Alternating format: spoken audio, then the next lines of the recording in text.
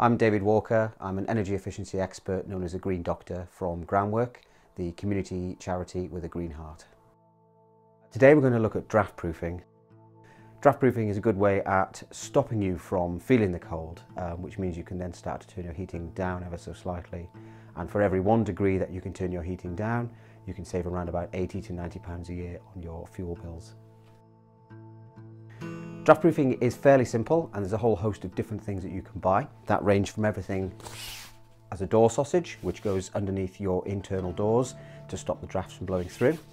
There is external door draft proofing, like these strips here, which can be nailed around the outside of your external doors, especially if they're wooden doors, to help prevent the drafts from blowing through.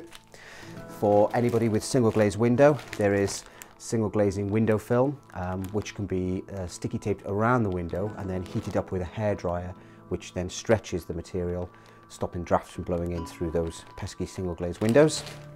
There's also foam, which can be fitted around any leaky door or window.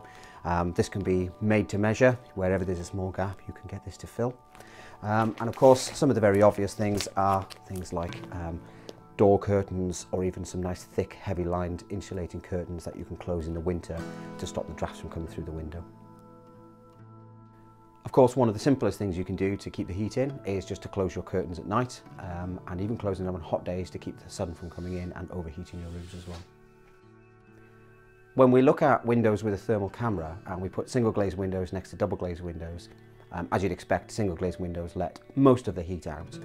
However, when we put some nice thick heavy lined curtains in front of them and shut the curtains over, it brings single glazed windows and double glazed windows more or less to the same levels of insulation.